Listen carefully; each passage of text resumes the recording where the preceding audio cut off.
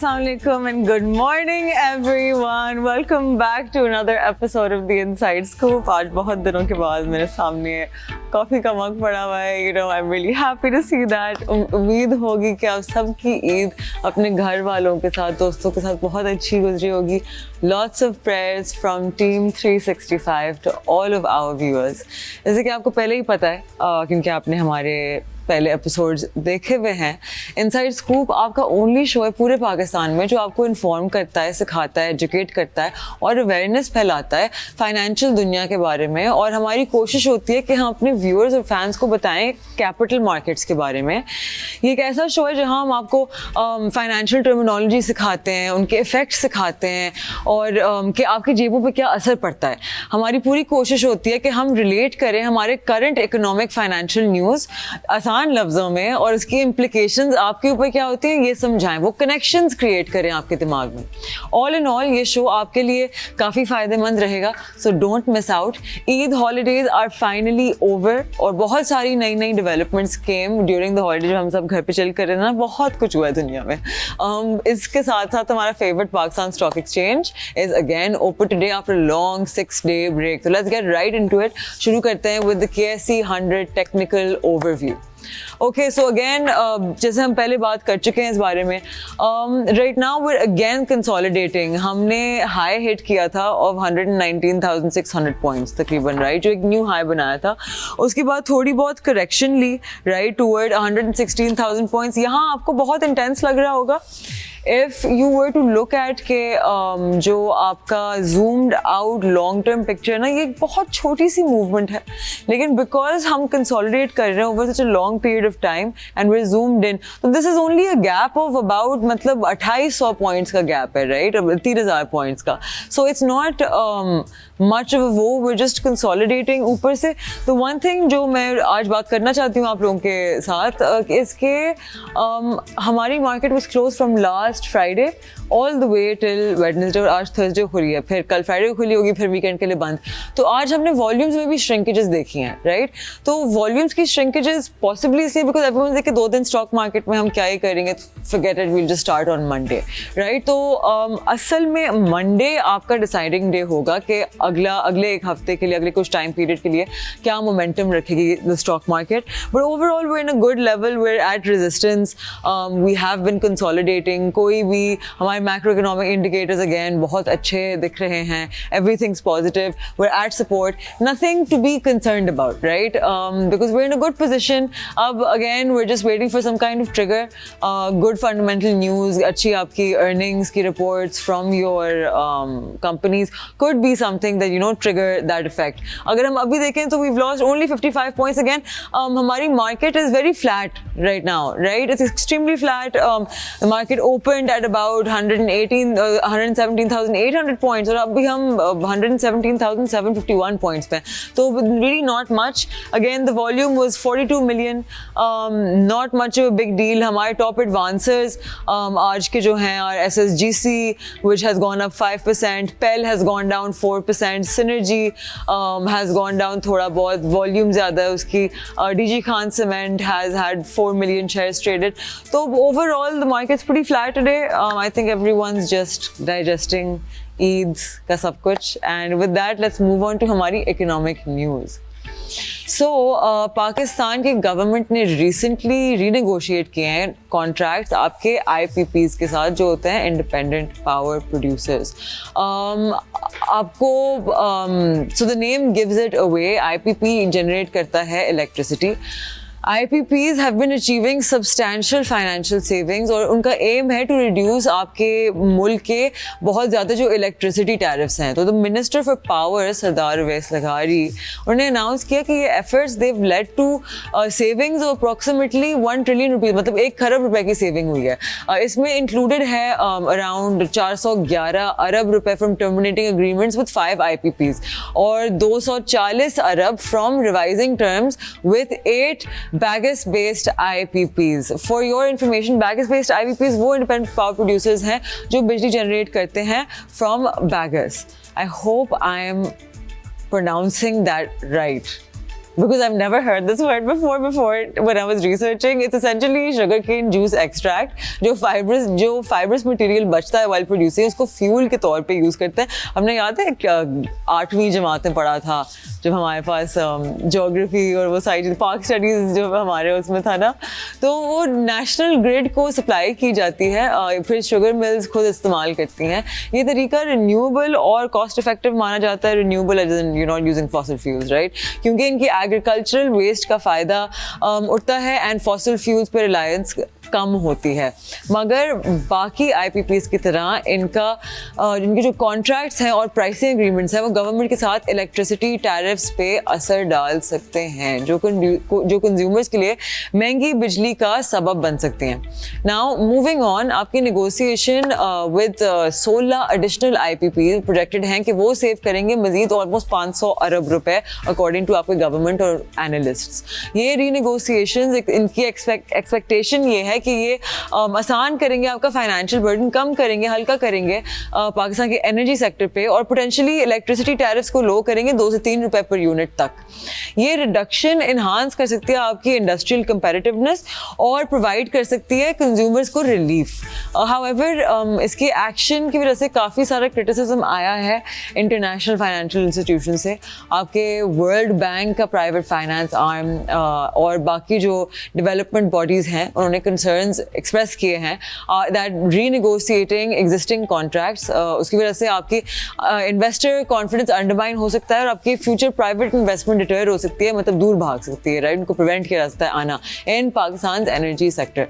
वैसे ही बहुत मतलब वॉलेटाइल सेक्टर है. बिजली की नॉन स्टॉप बढ़ती हुई प्राइसेस की वजह से बहुत सारे पाकिस्तानी बिजनेसेस और सिटीजन्स बहुत इंक्रीजिंगली सोलर एनर्जी की तरफ जा रहे हैं, उनके सॉल्यूशंस की तरफ. ये अफोर्डेबिलिटी बिकॉज ऑफ आपके चाइनीज़ मैन्युफैक्चर्ड सोलर पैनल्स ने फैसिलिटेट किया है इस शिफ्ट को, अलाउइंग के बिजनेसेस कंपेटिटिव रिमेन कर सकें रीजनल काउंटर पार्ट्स के खिलाफ. हाउएवर इस ट्रेंड के कुछ चैलेंजेस हैं आपकी नेशनल ग्रिड के लिए, क्योंकि decrease demand high paying consumer से, उसकी वजह से हायर कॉस्ट हो सकते हैं फॉर लोअर इनकम यूजर्स जो डिपेंडेंट हैं आपके ट्रेडिशनल पावर सोर्सेज पे. गवर्नमेंट की मल्टीफैसेटेड अप्रोच का एम ही ये है कि वो एड्रेस करें इन सब चैलेंजेस को by renegotiating the IPP contracts, promoting renewable energy adoption and implementing policy reforms. आपका अल्टीमेट गोल यही है कि आप एक ज़्यादा सस्टेनेबल और अफोर्डेबल एनर्जी लैंडस्केप बनाएं पूरे पाकिस्तान के लिए. पाकिस्तान का energy sector reforms and challenges को आप आसान करें so that it's more affordable for everyone. बिजली की कीमत बढ़ रही है, लेकिन इसके साथ साथ another thing that was on the rise was gold prices. Remarkable ascent, नए highs globally and within Pakistan. 28 मार्च 2025 तक गोल्ड प्राइसेस पाकिस्तान में उनका रिकॉर्ड था 3,25,000 पर तोला, जो पहुंच गए हैं, डायरेक्टली रिफ्लेक्टिंग आपकी surge in international market. Let's see कि इतनी ज़्यादा सर्च क्यों हुई है.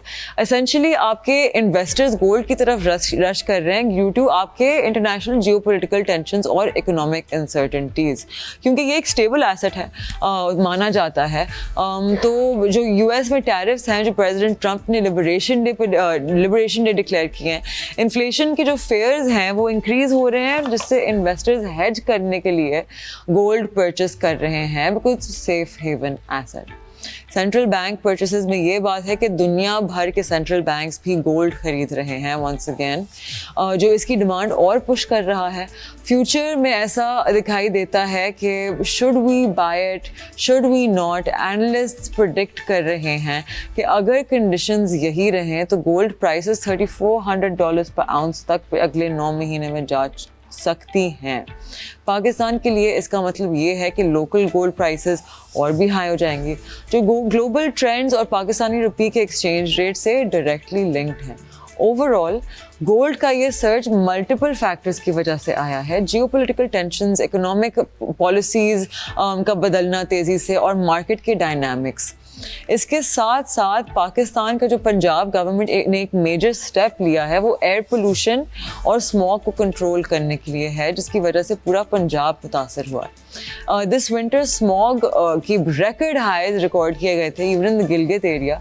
लेकिन गुड न्यूज़ ये है कि वर्ल्ड बैंक ने $300 मिलियन का international development association IDA loan approve कर दिया है for the Punjab clean air program, जो गवर्नमेंट ऑफ पाकिस्तान के smog mitigation action plan SMAP जिसको कहते हैं वो सपोर्ट करेगा। ये इतना इम्पोर्टेंट क्यों है? पंजाब स्पेशली लाहौर बहुत सीरियस एयर पोल्यूशन का शिकार है। People are getting extremely sick and it's a very big health risk. Public health, agriculture, economy बहुत नेगेटिवली इम्पैक्ट होती हैं इन चीज़ों से। PCAP का एम है कि PM 2.5 लेवल्स को 35% तक करना है अगले 10 सालों में, जो रेस्पिरेटरी डिजीज़ और पोल्यूशन रिलेटेड इश्यूज़ को ड्रास्टिकली रिड्यूस करेगा।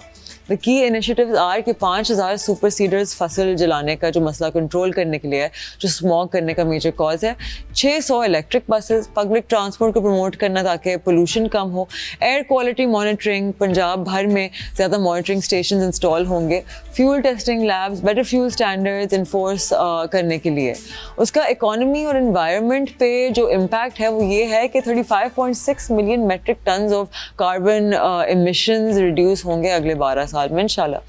Helping Pakistan fight climate change, farmers के लिए बेहतर टेक्नोलॉजी और job opportunities in bus and transport sectors, government officials के स्किल्स और रेगुलेटरी कैपेसिटी इंप्रूव होगी तो वो टैकल कर पाएंगे पोल्यूशन को एफिशिएंटली।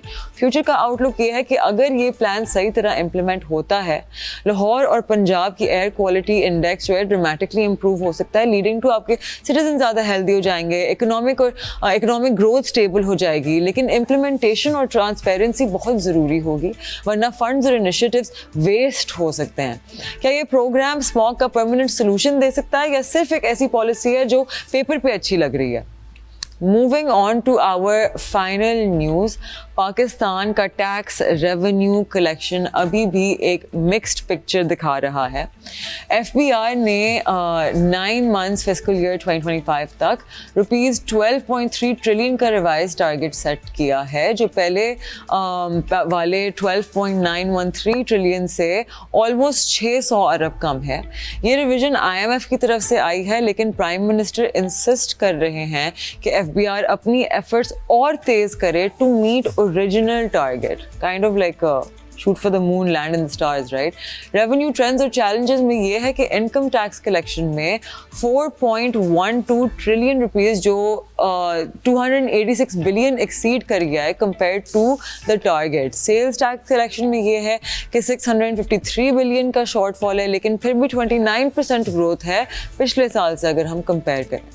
कस्टम्स ड्यूटीज़ 200 बिलियन का शॉर्टफॉल डिस्पाइट 16% इंक्रीज पिछले साल से। फेडरल एक्साइज ड्यूटी में ये है कि ऑलमोस्ट 150 अरब रुपए शॉर्ट है, लेकिन अगेन 34% मतलब 35% ग्रोथ देखी है पिछले साल से। लेकिन रेवेन्यू कलेक्शन के कुछ मेजर चैलेंजेस भी सामने आए हैं। Import based revenue decline, sluggish manufacturing growth, unexpectedly low inflation जो पिछले 13% एक्सपेक्ट की गई थी मगर अब सिंगल डिजिट्स में गिर गई है, which is a good thing. Government का रिस्पॉन्स ये है और फ्यूचर आउटलुक ये है कि शुगर सेक्टर की जो 40% ग्रोथ और इन्फोर्समेंट मेजर्स से कलेक्शन इंप्रूव होने की उम्मीद है। इकोनॉमिस्ट का एस्टिमेट है कि एक्चुअल कलेक्शन सिर्फ 12 ट्रिलियन मतलब 12 खरब रुपए तक पहुंच सकेगा इन फिस्कल ईयर 25। FBR का कहना है कि फ़िलहाल क्वार्टर में और इम्प्रूवमेंट हो सकती है, लेकिन ये सब डिपेंड करता है आपकी इकोनॉमिक रिकवरी और पॉलिसी एग्जीक्यूशन पे। What is next? अगर FBR अपनी कलेक्शन इंप्रूव नहीं करता तो बजट डेफिसिट और IMF नेगोशिएशंस और टफ हो सकती हैं, लेकिन अगर इन्फोर्समेंट और टैक्स कंप्लायंस और स्ट्रॉन्ग होती है तो इकोनॉमिक स्टेबिलिटी का एक बेटर चांस मिल सकता है।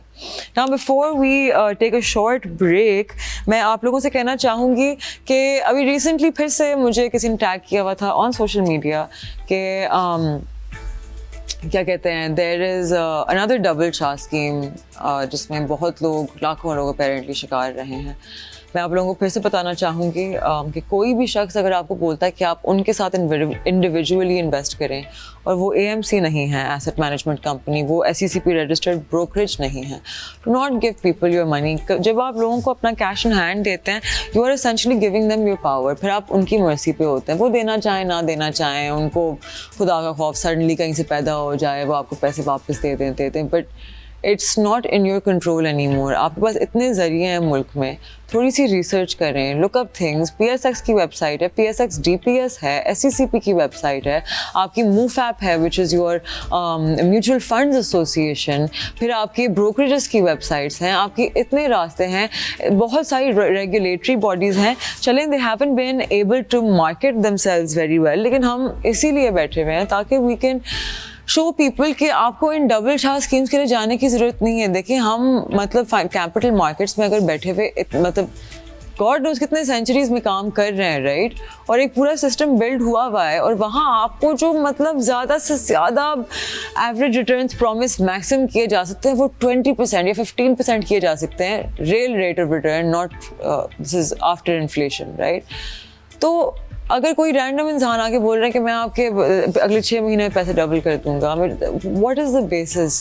You guys have to be very careful. बहुत सारे स्कैमर्स बैठे हुए हैं, स्पेशली आजकल के दौर में with WhatsApp and Instagram and Facebook, it's so easy, and वो स्पेशली ऐसे लोगों को टारगेट करते हैं विच इज़ टेरिफाइंग, जो इतनी मतलब अफसोस वाली बात है, जो लोग ज़रूरतमंद होते हैं, राइट। बिकॉज जब आपको एक्सट्रीम ज़रूरत होती है तो आप डेस्परेट हुए पे होते हैं, तो आपका दिमाग इतना काम नहीं करता। तो you have to question things, you have to question लोगों की लेजिटिमेसी। आप ऐसे लोगों के साथ नहीं इन्वेस्ट करें। AMCs बैठी हुई हैं बड़ी बड़ी, आपके ब्रोकरेजेस बैठे हुए हैं, उनका काम ये है, दे आर रेगुलेटेड, SECP खड़ा हुआ है, आप उनके पास जा सकते हैं, खुदा न खासा something happens to your money, आपके पैसे ज़ीरो नहीं हो सकते। Recently one of my family members said to me, stock market में तो ज़ीरो हो जाता है। क्या ज़ीरो होता है? जब से स्टॉक मार्केट क्रिएट हुई है, there is no such thing as zero, ठीक है। स्टॉक मार्केट में जो ज़ीरो बोलते हैं ना, जो लोग ये कहते हैं, इट्स लाइक 20% डाउन, 30% डाउन, जो बहुत बुरा हाल होता है over a long period of time. आपकी बेयर मार्केट में 20-30% अगर गिरता है, दैट मीन्स कि अगर आपने ₹1,00,000 इन्वेस्ट किया था तो वो 70,000 बन गए, डिडंट बिकम ज़ीरो। पैसे गायब कैसे हो सकते हैं? आपने एक एसेट में इन्वेस्ट कर दिया है, आपके वो शेयर्स हैं इन हैंड। तो please understand this, do your research, do not go for double Shah schemes, please please please. मुझे बहुत तकलीफ होती है जब मुझे लोगों के मैसेजेस आते हैं कि हमारे साथ ये स्कैम हो गया, वो स्कैम हो गया, एंड मतलब there is too many of them, और वो इतने छोटे मोटे हैं ना, वो चूंटियों की तरह कहीं भी गायब हो जाते हैं, उनको पकड़ भी नहीं पाते हैं, they just catch a flight and they leave the city, छोटे मोटे फ्रॉड्स करके। So please don't go for that, go for registered SECP registered AMCs and brokerages, do your research. अब हम एक छोटी सी ब्रेक लेंगे, ब्रेक के बाद we have a guest to answer some questions and we will be right back. Stay with us. आप देख रहे हैं द इनसाइड स्कूप, मैं हूं मार्शल खान।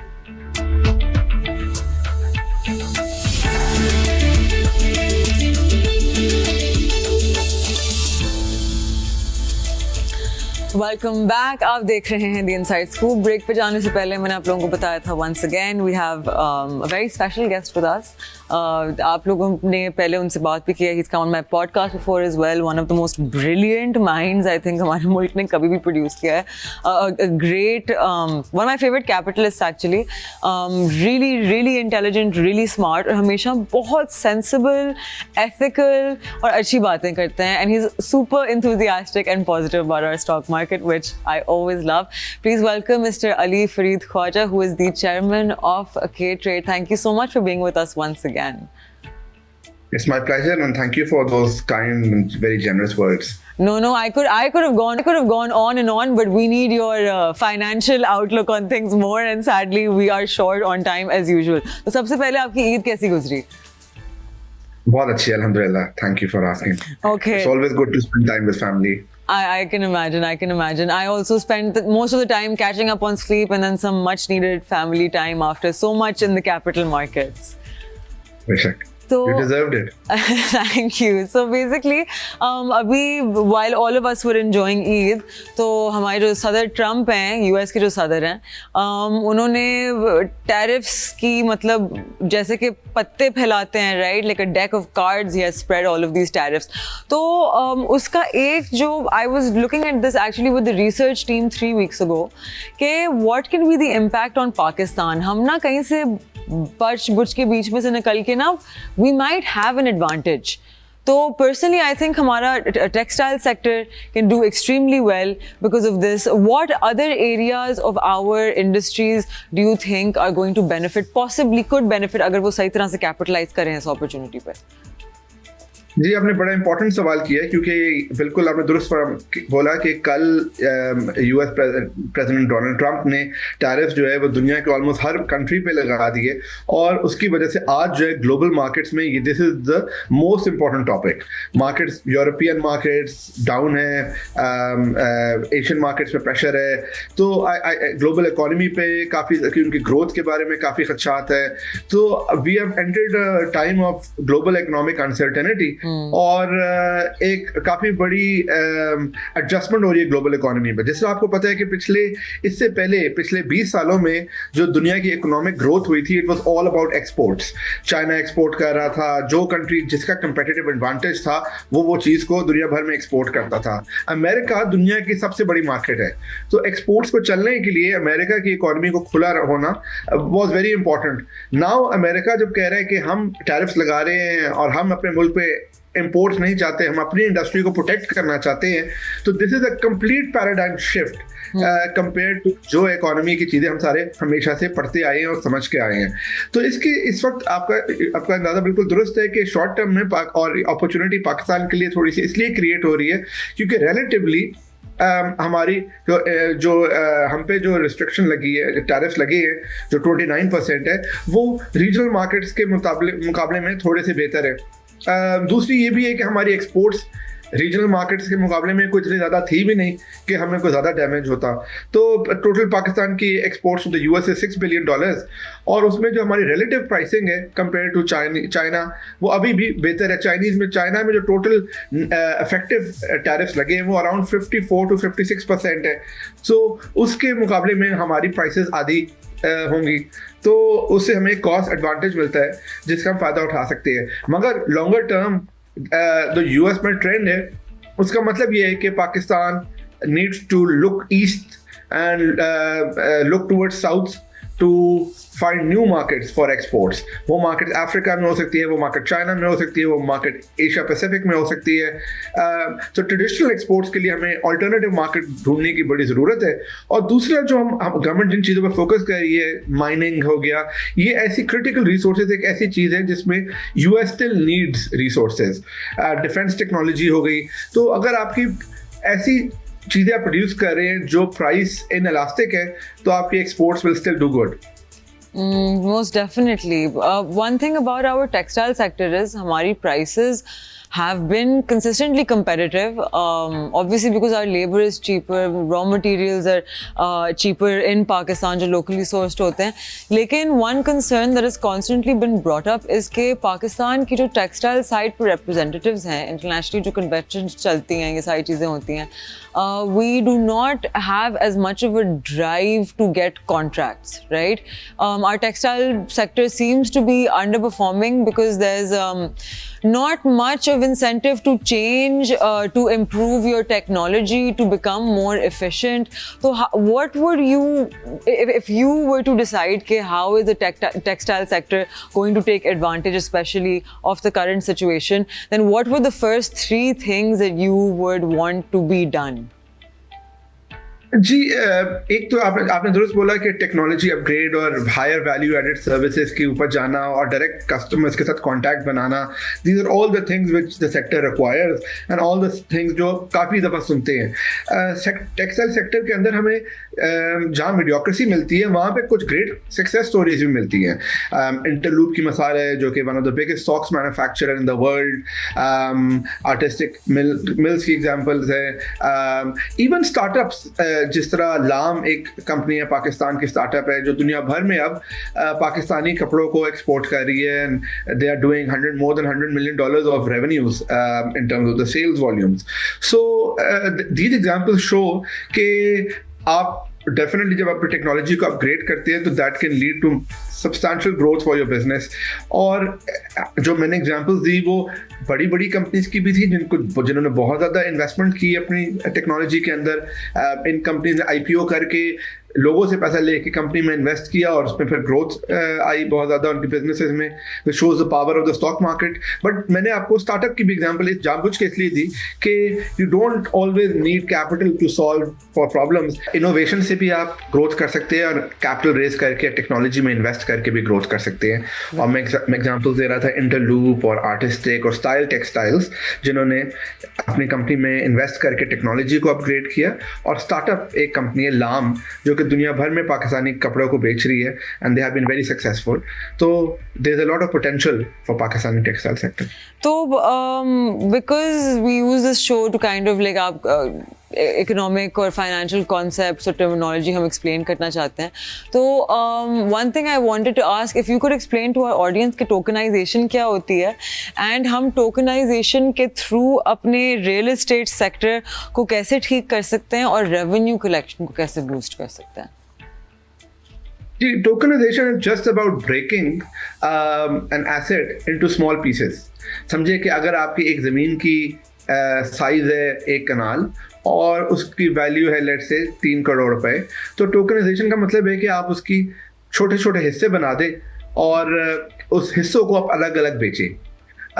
तो एक तरीके से tokenization is just another word for stocks और शेयर। एग्जैक्टली शेयर का कॉन्सेप्ट यही है कि आप एक कंपनी को टोकनाइज मतलब उसको छोटे छोटे शेयर्स में ब्रेक कर दें और हर शेयर लोग खरीद सके और उसको ट्रेड कर सके। तो tokenization is exactly the same as stocks and shares. Okay, thank you so much for that. We haven't been able to meet our tax collection target. IMF ने जो set किया था, तो tax net को बढ़ाने का what is a foolproof तरीका, मतलब ऐसा solution जिससे people maybe are happier to give tax, right? वो options नहीं ढूंढ रहे wait करने की. How can we kind of incentivize tax per se? जी, पहले तो मैं आपको पिछले सवाल में थोड़ी सी एक बात ऐड कर दूं कि टोकनाइजेशन का टर्म आजकल यूज हो रहा है वो ज्यादातर डिजिटल एसेट्स यानी क्रिप्टो के अंदर यूज हो रहा है। तो जिससे मैं जानबूझ के एक्सप्लेन करना चाहता था कि tokenization on its own is no different from stocks, the concept of stocks. The only difference is कि स्टॉक्स जो है एक रेगुलेटेड स्टॉक मार्केट के ऊपर ट्रेड करते हैं और टोकनाइज्ड होकर प्रोडक्ट ज़्यादातर क्रिप्टो एक्सचेंजेस और क्रिप्टो प्लेटफॉर्म पे ट्रेड करते हैं। तो अगर हुकूमत पाकिस्तान चाहती है कि रियल एस्टेट को टोकनाइज करके ज़्यादा पार्टिसिपेशन बढ़ाई जाए, जो कि ज़रूर करनी चाहिए, तो उसका सबसे आसान तरीका हमारे एग्जिस्टिंग रेगुलेशन में ये है कि आप इनकरेज करें कि रियल एस्टेट कंपनीज जो हैं वो और रीट्स जो हैं वो स्टॉक मार्केट में लिस्ट करें ताकि एक रेगुलेटेड प्लेटफॉर्म के थ्रू लोग उसमें इन्वेस्ट करें। ये सवाल आपका दूसरे क्वेश्चन के साथ भी लिंक करता है कि टैक्सेशन में सबसे बड़ा सेक्टर जो है जिनको नहीं टैक्स किया गया वो रियल एस्टेट है, एग्रीकल्चर है, और इन सेक्टर्स को टैक्स करने के लिए सबसे आसान तरीका ये है कि वही कि आप इनकी पार्टिसिपेशन और इनकी ट्रेड आप फॉर्मल मार्केट्स पे लेकर आए। ना सिर्फ इनकी, साथ साथ आप गोल्ड जो कि पाकिस्तान में बहुत ज़्यादा होता है उसको भी आप फॉर्मल मार्केट पे लेकर आए। जब तक आप चीज़ों को ग्रे मार्केट से निकालेंगे नहीं, जब तक उस पर टैक्स करना बड़ा मुश्किल होगा। बिल्कुल बिल्कुल। तो speaking of bringing things toward formal markets, right, तो coming back toward our favourite stock exchange, आपने और मैंने बात की थी, I was talking about the crypto council जो अभी हैज़ बिन एस्टैब्लिश्ड। फिर आपने एक बहुत अच्छा पॉइंट यू ब्रॉट अप कि हमारे पास मतलब स्टॉक एक्सचेंज इतनी हमारी पुरानी एक लवली एक मार्केट है and you don't have a stock market council. तो for example we do come up with a stock market council and someone listens to this and decides कि हमने एस्टैब्लिश करना है। So what, like for example, someone decided that Mr. Ali Fareed Khwaja is now going to be heading the stock market council. What are your goals going to be? What are you going to decide to do? आपके targets क्या होंगे? आपकी timelines क्या होंगी? And what could we expect? जी, मेरे कहने का मकसद ज़्यादा ये था कि अगर आप देखेंगे क्रिप्टो के ऊपर जो काउंसिल बनी है इस पर अटेंशन जो है वो टॉप लेवल से आ रही है। finance minister himself is the chairman, state bank governor is a member, IT ministry के secretary इसके member है, और सारे के सारे इदारे जो हैं वो टॉप लेवल पे इसको टेंशन दे रही हैं, और वो इसलिए दे रही है क्योंकि उनको लगता है कि इसमें काफी पोटेंशियल है इनको. My point was that the government and all of these important stakeholders of Pakistan should also appreciate and realize कि stock market और formal capital markets में जितनी power है और जितनी ज़्यादा importance है पाकिस्तान की economy के लिए और पाकिस्तान के economic growth के लिए, that can actually give you far bigger dividends and hence it requires greater attention. तो मेरे ख्याल में जो objective है, first the people at the top need to be told and need to be educated and need to realize the importance of a formal capital markets. इस पे तो बहुत ज़्यादा एकेडमिक लिटरेचर भी मौजूद है, जो world bank, IMF, Asian development bank ने इस पे बहुत ज़्यादा काम किया है. सो इसमें तो कोई दो राय मौजूद ही नहीं है कि अगर for growing, for making a sustainable economic growth which is inclusive, you need to have healthy capital markets. Unfortunately Pakistan में मैंने जो देखा है कि ज़्यादातर इदारों में ये अप्रिसिएशन नहीं है. लोग समझते हैं कि स्टॉक मार्केट बड़े थोड़े लोगों के लिए है, बड़ा उसका एक लिमिटेड इम्पैक्ट है, एक बहुत condescending image present किया गया है. Only you know people with a lot of financial knowledge and a lot of money can enter. हालांकि ऐसा कुछ भी नहीं है. जी, तो इसलिए ब्रांड PSX के ब्रांड मार्केटिंग एजुकेशन पे फोकस करना बड़ा इम्पोर्टेंट है ताकि इसको ब्रॉडन किया जाए, कराची से बाहर इसको इस्लामाबाद में भी लेके जाए और डिफरेंट तबकों को, वो टेलीकॉम की इंडस्ट्री के लोग हो, वो बैंकिंग सेक्टर के लोग हो, वो लॉयर्स हो, इन सब, वो आर्मी के लोग हो, वो रियल एस्टेट के लोग हो, इन सब को भी इस प्लेटफॉर्म पे ज़्यादा एंगेज करने की काफ़ी ज़्यादा ज़रूरत है.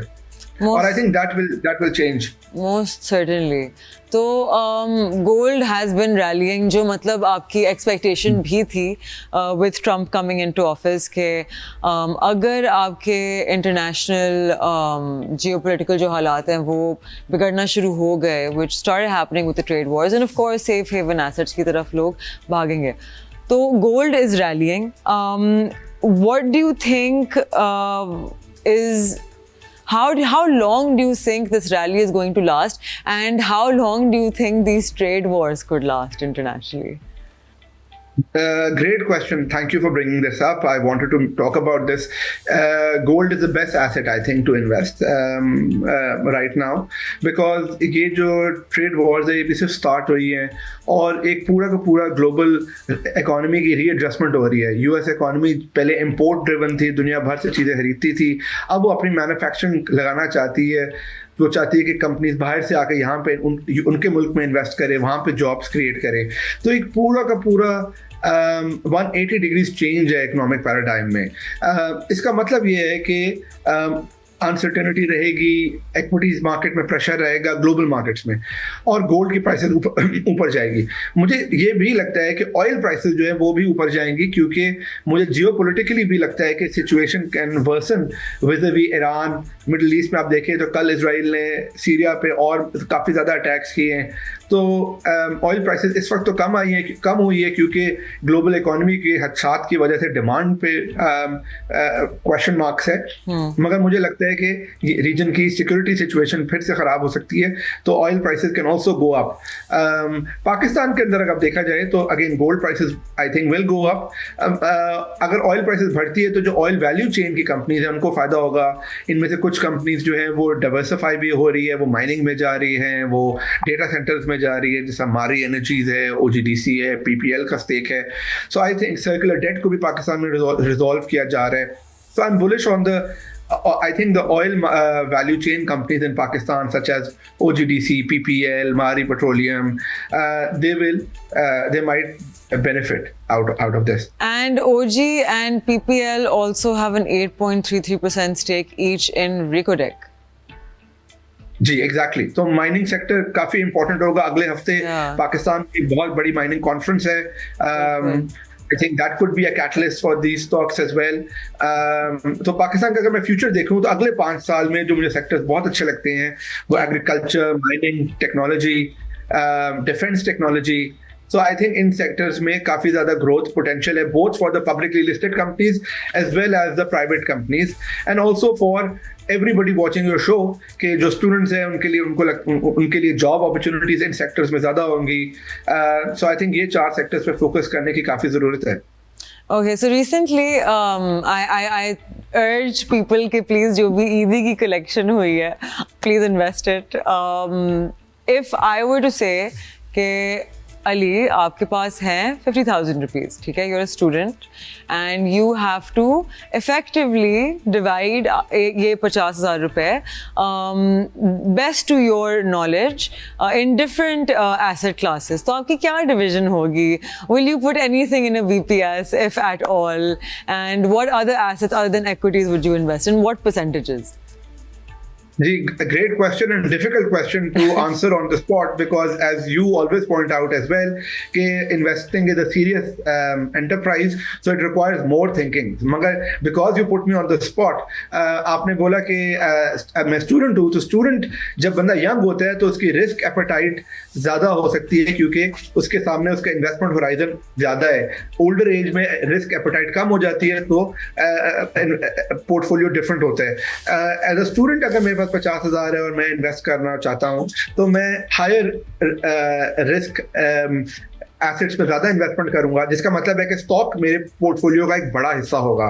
So I think around 70 to 80% of my portfolio can be stocks. Within the stocks also, I can focus on growth stocks because again मैं young हूँ और मेरा investment horizon ज़्यादा है. Cement sector मुझे पाकिस्तान में I would like to own stocks like Fauji Cement, Maple Leaf Cement, and जैसा मैंने बोला oil and gas में I would like to take some exposure as well. We've already spoken about some of the stocks in that sector. Or lastly, technology sector, companies like Systems, I would always have in my portfolio. Or the remaining 30%, I will put that in gold. Or maybe 25% in gold and 5% in digital assets. Because again, as a student, I can afford to take more riskier bets. Well, thank you so much for that, Ali. And with that, we are out of time. Thank you once again. So, जो लोग सुन रहे हैं, आपने सुन लिया from Mr. Ali Fareed Khwaja that if he was in that position, उनकी क्या division होती है? I have a very similar take. उन्होंने जो आज points discuss किए हैं, especially about the different capital markets, are very important. So I shall see you guys tomorrow morning, 11 a.m. at the Inside Scoop. It was lovely seeing you guys after Eid, and I'll see you tomorrow. Take care. Bye.